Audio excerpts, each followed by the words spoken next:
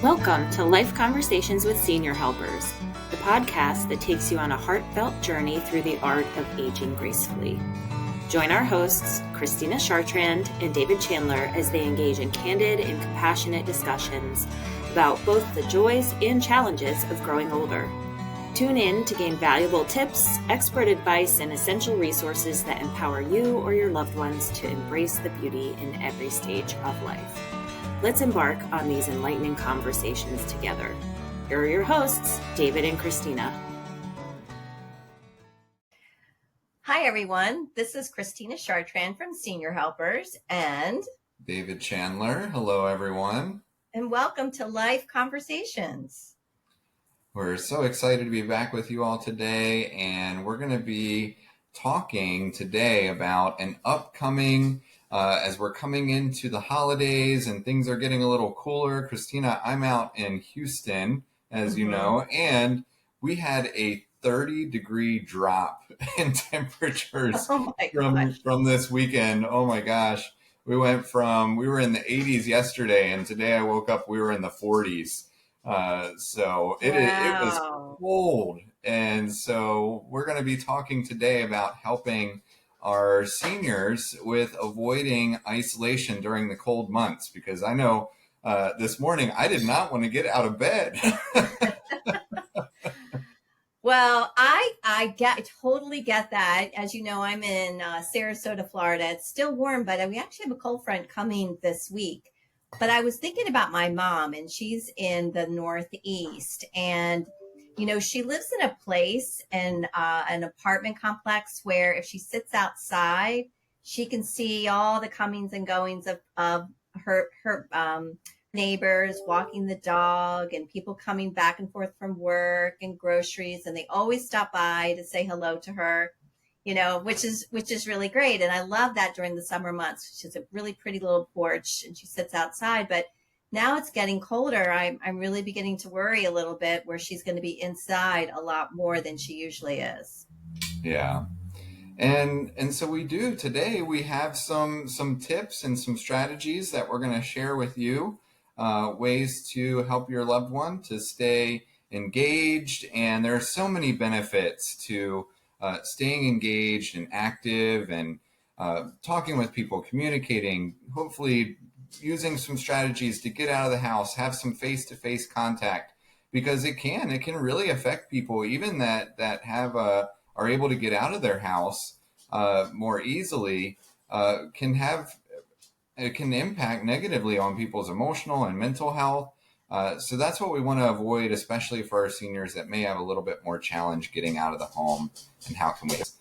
One of the things that Christina and I were chatting about is that it's so important to know who we're planning for, because some of these ideas and suggestions that we're going to have, if you have somebody who's a little bit more introverted and they want to stay home and that's where they gain their energy, some of these ideas are going to be better for them. And then we also have some ideas for our seniors that are more extroverted and need to get out, need to have that engagement and get that energy and get that positive emotional and mental energy from being out and engaging.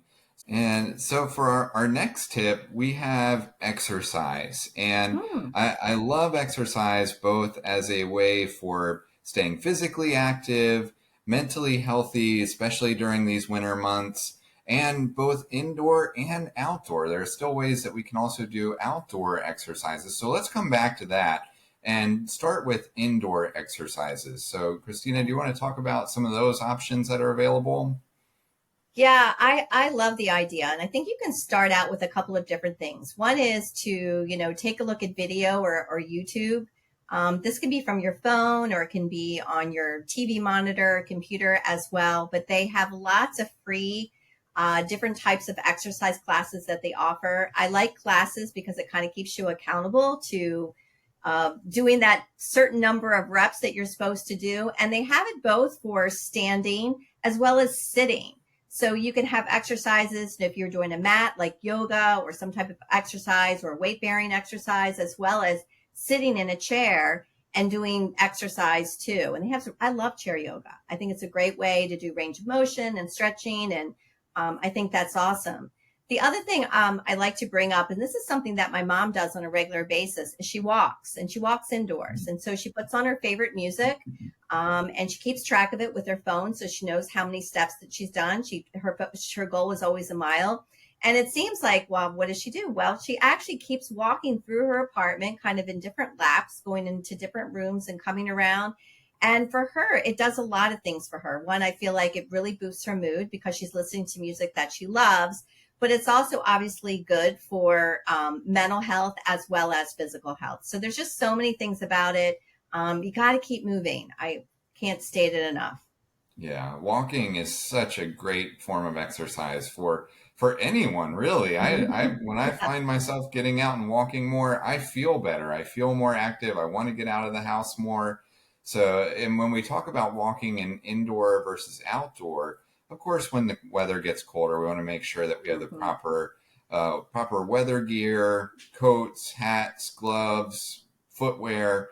So something to check on as we're getting into that season is to make sure that you have all of that gear and you're ready to go out and can stay engaged and stay warm while you're getting out and walking. Or what we're going to talk about next is get out and be around people. Yes. Oh my gosh. And it doesn't, introvert or extrovert, you still need to be surrounded by other people. It doesn't mean you have to talk to them, but just getting out amongst other people and enjoying the space that you're in. Like coming up right now, the holiday decorations are out, and just going to a mall and walking around and just hearing the music and seeing all the decorations. That is, I mean, one, you get your exercise in, right, David? Right? But then you're also getting out, and it's a mood booster, right? It's Yeah. getting out and being amongst other people. What are some other There's ideas? and there's just something about this time of year that has that energy. And I'm personally an introvert, and but I love going to the mall. And just like you said, I love going out and just walking around this time of year, seeing the decorations outside, seeing the people be happy, walking by where Santa's taking pictures and seeing the Yes, kids in the line. kids. Yeah, I just it's such a special time of year that we're coming into. Some other I things that I agree. Yeah, some other things that I think about are like local community centers, senior groups. Hmm. I go and visit my local Y, Hmm. and I see in there that, oh my gosh, they had like, I was in there the other day and there were probably 50 seniors in there that were doing a yoga class. They had the whole gym full of seniors that were doing this yoga class. And one of the things that I noticed as I was walking out was there was a transportation service. So having a way and thinking about how are you going to get out of the home safely, but they actually had a bus that was bringing the seniors to the exercise class. So Yeah. uh, I think that's great. And there are so many different types of ride shares out there. And I think we're seeing them more and more, is that you can't make because you aren't able to get out there is the reason for not going, right? That you can have, right. there are other opportunities, other ways to be able to go and see, get out of where in your current living environment and go and seeing something else. I was even thinking, going to hear holiday music or going to a play. There's so many, when you go and look on a newspaper, and look at current events or things that are coming up. There's so many events that many of them are free, and during the day, just to go out and attend something. Yeah. And something else to keep in mind with that is thinking about what what things did seniors or families do that were traditional to them. So going out, Hmm. and I think about plays that I would see as a kid, or like our church does a play every year, and that's like our thing. Hmm. We go there every year for the church play. And Hmm. so finding out like how can we involve our loved ones in getting them to those things that we did as we were growing up or as a family. What are some of those things we can consider for that as well? Yeah. Um, so then some other things to think about, we were talking about socialization, and, these days, especially after COVID, it really opened the door to so many opportunities where you can do it virtually. Yes, yes, I love this. Yeah. And so there are like some virtual reality. There's some technology out there that you may want to consider for yourself or for loved ones, where you can wear the virtual reality headset, even have the little hand pieces that you're walking. Or so I've seen this where seniors can go through a hike in France, or go and walk through an art museum, and it really feels like you're there. And it's Yeah. amazing for someone that can't get out or can't go and do those things, or is even bedbound, that they can Mhm. participate in these activities and really feel like they're there.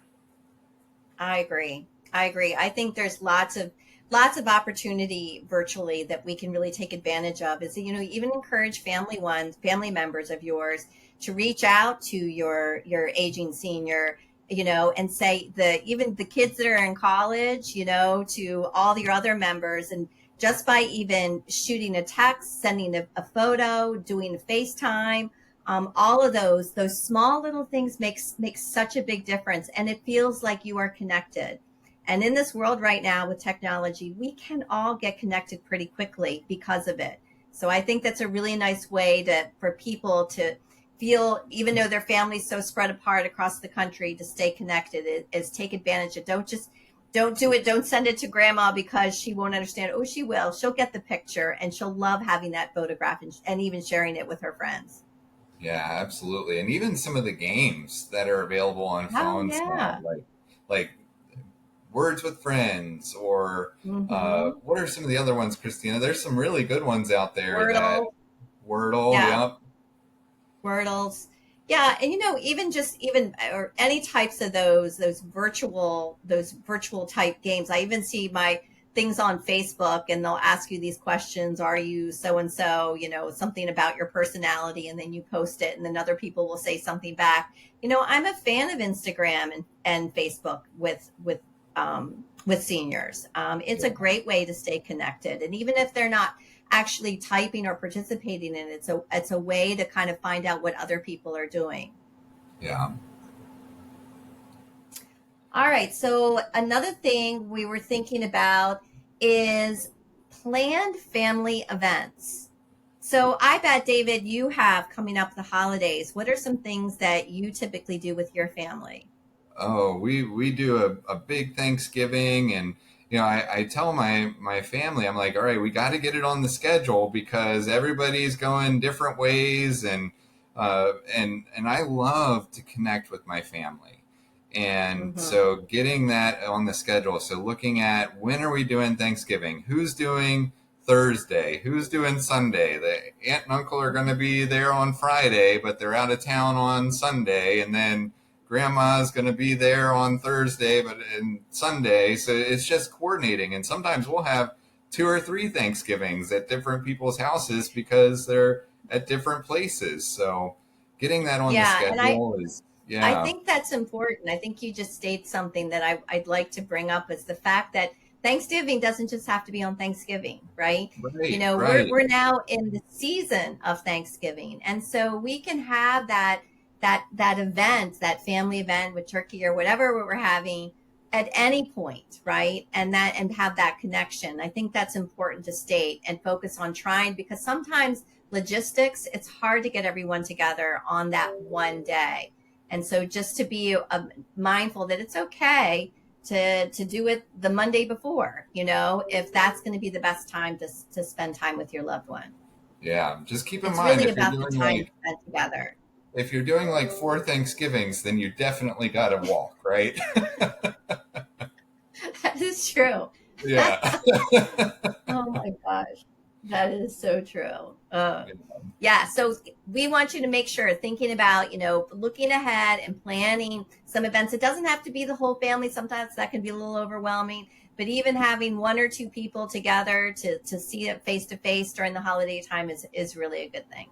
Yeah, absolutely. Um, oh, okay. How about this one? And I know, David, you brought this up because you got excited about volunteering. Tell me about that. Yeah, this is such a great way to give back to the community and find purpose. And I know I went and was visiting a hospital the other day, and they had an entire greeting team of senior volunteers. And you could tell they were having a great time and really wanting to Yeah. help out. And they had, not only were they helping out, but they also had social engagement. It was a whole team of them. And so Yeah. before we even walked up, they were laughing and joking with each other. And then we walked up and they helped us get where we needed to go. One of them was an escort to it for us, trying to get to where we needed to be in the hospital. So looking for some volunteer opportunities, again, that match your abilities. But there's so many Yeah. opportunities and so many benefits to getting out there and volunteering. I'm a huge fan of this. This is something that my mom used to do too. And she worked at the hospital as well. And she worked in the gift shop. And she hasn't done it since COVID. And I've really been trying to encourage her to think of, even if she doesn't want to do the gift shop, to do something else, because she loved it. And she met this group of people who she became really, good connection for her. I do encourage it. And there are, as you said, so many opportunities out there people look for volunteers. And it's Yeah. something which is nice, is you can do it on your own time, your number of hours that you want to give back, even if it's one day a week for a couple of hours, really can just make all the difference. Even if you like to wrap packages, just kind of even think of things that you enjoy doing. What do you enjoy doing? And then begin to look outside and reach out to a family member if not sure what to do, but begin to look around and see what's available. Yeah, I was thinking too about some of our seniors that may have a hard time getting out of the home, and there's Mm-hmm. opportunities for that as well. And if you're looking for Mm-hmm. those, maybe reaching out to a family, seeing what are some of the things can I write cards? Can I do Mm-hmm. presents? What can I do even if I'm at home to help volunteer and serve others? Right. Yeah. Right. Oh, I love it. I think that's Yeah. great. So one other thought was having a support network, Yeah. having a connection. I think one of the things and we can talk about the big picture of it all, but one of the things I find, in my own personal situation, is that you got to have a go-to person. You got to have your advocate. You've got to have a person, at least one person, hopefully, or several people that you can contact and reach out to if something happened, or because by knowing who these people are in your life, right? Even if you're not talking to them on a daily basis, you at least know that if something did happen, or if you had a question, or you weren't feeling well that day, that you could reach out to that person and they would be available to help. Having that support is really critical. Yeah, that gives you a huge peace of mind to say, all right, there's a snowstorm coming. Who's going to help me get what is it, the milk and bread? I got to get the milk and bread. Yes, the milk and bread. Who's going to help me with that? But Who's going to? it really is a great peace of mind to know you're not trying to figure out who's going to help me in this situation. So figure that out now. Right. Figure out who is that emergency. That's a great point of who is that person that you can call when you need the And milk and bread. I think, if you're thinking about an aging loved one that you care about, right? If you're thinking about that person and you're there for them, but maybe you just saying it out loud to them and say, listen, you have my number. You can call me at any time for any situation. Just to be able to say that out loud to that person can really make all the difference. Yeah, I think that's great for neighbors too. Like if you know that Mhm. you have an elderly neighbor that may need Yeah. some help, just going knocking on their door and saying, "Hey, here's my number," or if you need anything, I'm here to help support you. That means a lot. It really does. It really does. Yeah.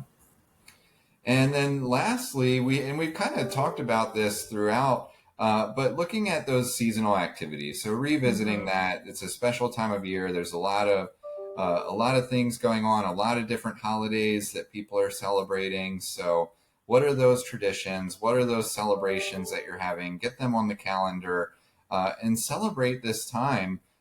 Celebrate this time together.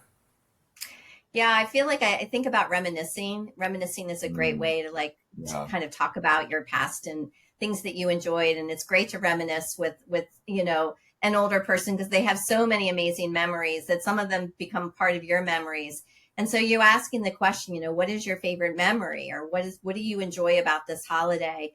And even if it's just one small thing, to be able to bring that item to them, or to bring whatever, that if it's a Christmas, if it's a song that they're thinking about, if it's a fragrance. I think sometimes because I think you have to use your senses, that brings reminiscing back. So if it's a certain fragrance or that reminds you of something, I think that's part of when we think about isolation. It's like really allowing that person to really talk about their happy memories when it comes into the holidays. Yeah.